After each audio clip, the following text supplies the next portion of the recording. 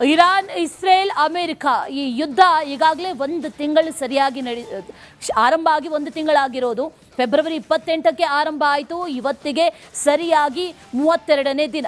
32ನೇ ದಿನಕ್ಕೆ ಈಗ ಈ ಗಲ್ಫ್ನ ರಣಭೀಕರ ಯುದ್ಧ ಕಾಲಿಟ್ಟಿದೆ. ಮತ್ತಷ್ಟು ತೀವ್ರತೆಯನ್ನು ಪಡೆದುಕೊಳ್ತಾ ಇದೆ, ಮತ್ತಷ್ಟು ತೀವ್ರ ಸ್ವರೂಪಕ್ಕೆ ಬದಲಾಗ್ತಾ ಇದೆ. ಜಾಗತಿಕ ಮಟ್ಟದಲ್ಲಿ ತೈಲಾಘಾತ ಒಂದು ಕಡೆ ಆದರೆ ಮತ್ತೊಂದು ಕಡೆಯಲ್ಲಿ ಅನಿಲ ಕೊರತೆ, ಇದರಿಂದ ಉಂಟಾಗಿರುವಂತಹ ಪರಿಣಾಮಗಳು ಎಲ್ಲ ವಲಯಗಳನ್ನು ಕೂಡ ತಟ್ತಾ ಇದೆ. ಭಾರತದ ರಾಜತಾಂತ್ರಿಕತೆ ಫಲ ಕೊಟ್ಟಿದೆ. ದೇಶಗಳತ್ತ ಒಂದಷ್ಟು ಹಡಗುಗಳು ಈಗಾಗಲೇ ಆಗಮಿಸ್ತಾ ಇದೆ. ಈಗಾಗಲೇ ಒಂದಷ್ಟು ಹಡಗುಗಳು ಬಂದು ತಲುಪಿದೆ. ಮತ್ತಷ್ಟು ಹಡಗುಗಳನ್ನು ಈಗ ರವಾನೆ ಮಾಡಲಾಗ್ತಾ ಇದೆ. ಇಂದು ಗುಜರಾತ್ ತಲುಪಲಿದೆ ಹಂಬಲ್ ವಾರಿಯರ್. 1.36 ಮೆಟ್ರಿಕ್ ಟನ್ ಕಚ್ಚಾ ತೈಲವನ್ನು ಹೊಂದಿರುವಂಥ ಹಡಗು ಇದು. ಇವತ್ತು ಬಂದು ತಲುಪುತ್ತೆ. ಇದು ಕೂಡ ಒಂದು ರೀತಿಯಲ್ಲಿ ದೇಶಕ್ಕೆ ಸಿಹಿ ಸುದ್ದಿ. ರಾಜತಾಂತ್ರಿಕವಾಗಿ ಎಲ್ಲ ರೀತಿಯ ಮಾತುಕತೆಗಳನ್ನು ಕೂಡ ನಡೆಸಲಾಗ್ತಾ ಇದೆ. ಹಂಬಲ್ ವಾರಿಯರ್ ಅನ್ನುವಂಥ ಹಡಗು ಇವತ್ತು ತಲುಪ್ತಾ ಇದೆ. ಸುಮಾರು ದಿನಗಳ ಹಿಂದೆ ಹೊರಟಿತ್ತು, ಇವತ್ತು ಬಂದು ತಲುಪ್ತಾ ಇದೆ ಅನ್ನುವಂಥ ಮಾಹಿತಿ. 1.36 ಮೆಟ್ರಿಕ್ ಟನ್ ಕ್ರೂಡ್ ಆಯಿಲ್ ಇದೆ ಅನ್ನುವಂಥ ಮಾಹಿತಿ ಕೂಡ ಇದೆ. ಗಲ್ಫ್ ವಾರ್ ಈಗಾಗಲೇ 32ನೇ ದಿನಕ್ಕೆ ಕಾಲಿಟ್ಟಿದೆ. 32ನೇ ದಿನ ಆದರೂ ಕೂಡ ನಿಲ್ಲುವಂಥ ಯಾವುದೇ ಸೂಚನೆಗಳು ಎರಡೂ ಕಡೆಯಿಂದಲೂ ಕೂಡ ಈಗಾಗಲೇ ಕೇಳಿ ಬರ್ತಾ ಇಲ್ಲ. ಹಾಗಾಗಿ ಪರ್ಯಾಯ ಮಾರ್ಗಗಳನ್ನು ಕಂಡುಕೊಳ್ಳಲಾಗ್ತಾ ಇದೆ. ರಾಜತಾಂತ್ರಿಕ ಮಾತುಕತೆಗಳು ಫಲಪ್ರದವಾಗ್ತಾ ಇದೆ. ಗ್ಯಾಸ್ ಬರದ ನಡುವೆ ಬೆಂಗಳೂರಿಗರಿಗೆ ಈಗ ಮತ್ತೊಂದು ಶಾಕ್ ಕಾಡ್ತಾ ಇದೆ. ಯುದ್ಧ ಮುಗಿಯೋ ತನಕ ಆಟೋ ಪ್ರಯಾಣ ದರವನ್ನು ಏರಿಕೆ ಮಾಡಿ ಅನ್ನುವಂಥ ಮನವಿ ಕೇಳಿ ಬರ್ತಾ ಇರೋದು. ಪ್ರತಿ ಪ್ರಯಾಣ ದರವನ್ನು ಏರಿಕೆ ಮಾಡಬೇಕು ಅನ್ನುವಂಥ ಬೇಡಿಕೆಯನ್ನು ಮುಂದಿಟ್ಟಿದ್ದಾರೆ.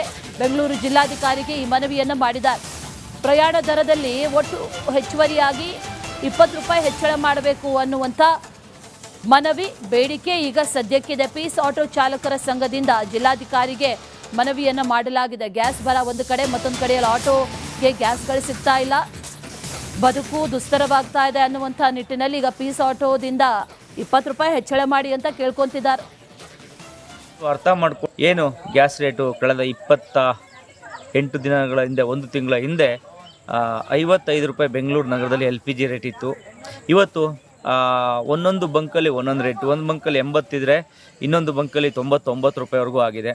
ಇದರಿಂದ ಪ್ರತಿನಿತ್ಯ ದುಡಿದು ಬದುಕುವಂಥ ಆಟೋ ಚಾಲಕರಿಗೆ ಇವತ್ತು ಸಂಕಷ್ಟದ ಪರಿಸ್ಥಿತಿಗೆ ಸಿಗಾಕೊಂಡಿದ್ದೀವಿ.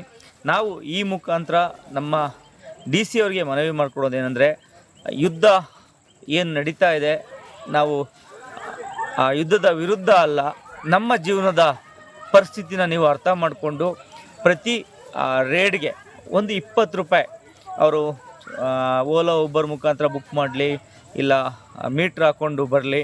ಇಂಥ ಕಸ್ಟಮರ್ಗೆ ಬೆಂಗಳೂರು ನಗರ DC ಅವರು ಒಂದು ತುರ್ತಾಗಿ ಒಂದು ಆದೇಶನ ಹೊರಡಿಸ್ಬೇಕಾಗತ್ತೆ.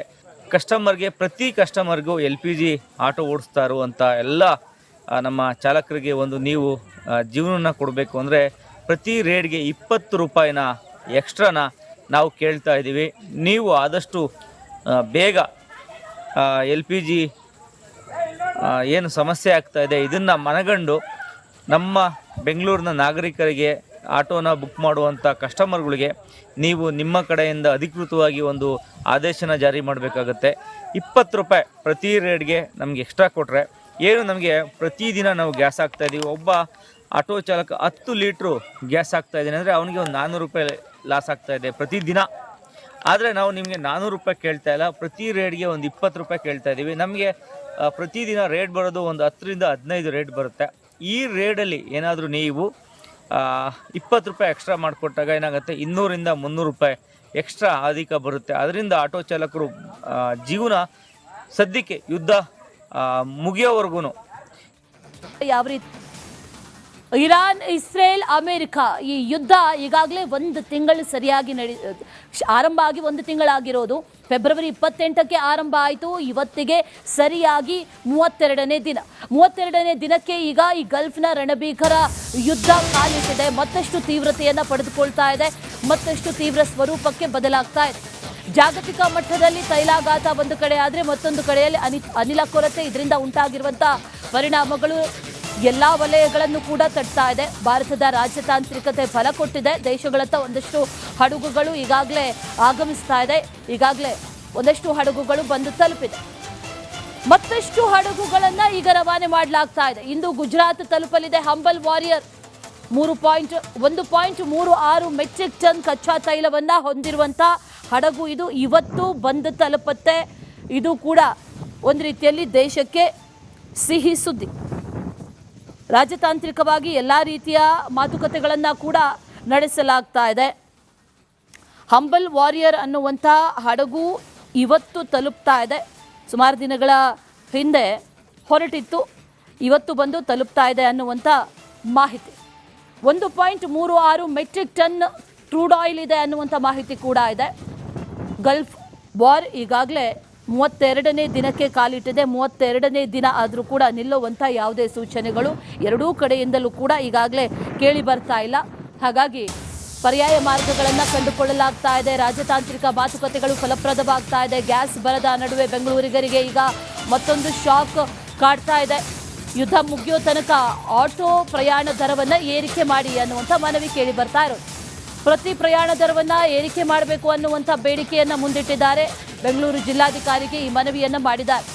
ಪ್ರಯಾಣ ದರದಲ್ಲಿ ಒಟ್ಟು ಹೆಚ್ಚುವರಿಯಾಗಿ 20 ರೂಪಾಯಿ ಹೆಚ್ಚಳ ಮಾಡಬೇಕು ಅನ್ನುವಂಥ ಮನವಿ ಬೇಡಿಕೆ ಈಗ ಸದ್ಯಕ್ಕಿದೆ. ಪೀಸ್ ಆಟೋ ಚಾಲಕರ ಸಂಘದಿಂದ ಜಿಲ್ಲಾಧಿಕಾರಿಗೆ ಮನವಿಯನ್ನು ಮಾಡಲಾಗಿದೆ. ಗ್ಯಾಸ್ ಬರ ಒಂದು ಕಡೆ, ಮತ್ತೊಂದು ಕಡೆಯಲ್ಲಿ ಆಟೋಗೆ ಗ್ಯಾಸ್ಗಳು ಸಿಗ್ತಾ ಇಲ್ಲ, ಬದುಕು ದುಸ್ತರವಾಗ್ತಾ ಇದೆ ಅನ್ನುವಂಥ ನಿಟ್ಟಿನಲ್ಲಿ ಈಗ ಪೀಸ್ ಆಟೋದಿಂದ 20 ರೂಪಾಯಿ ಹೆಚ್ಚಳ ಮಾಡಿ ಅಂತ ಕೇಳ್ಕೊಂತಿದ್ದಾರೆ.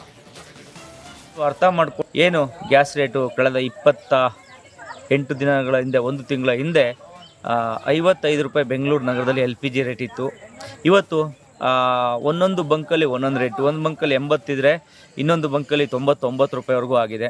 ಇದರಿಂದ ಪ್ರತಿನಿತ್ಯ ದುಡಿದು ಬದುಕುವಂಥ ಆಟೋ ಚಾಲಕರಿಗೆ ಇವತ್ತು ಸಂಕಷ್ಟದ ಪರಿಸ್ಥಿತಿಗೆ ಸಿಗಾಕೊಂಡಿದ್ದೀವಿ.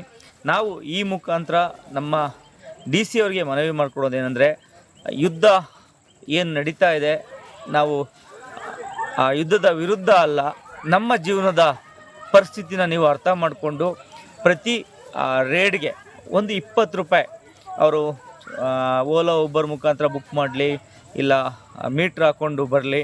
ಇಂಥ ಕಸ್ಟಮರ್ಗೆ ಬೆಂಗಳೂರು ನಗರ DC ಅವರು ಒಂದು ತುರ್ತಾಗಿ ಒಂದು ಆದೇಶನ ಹೊರಡಿಸ್ಬೇಕಾಗತ್ತೆ.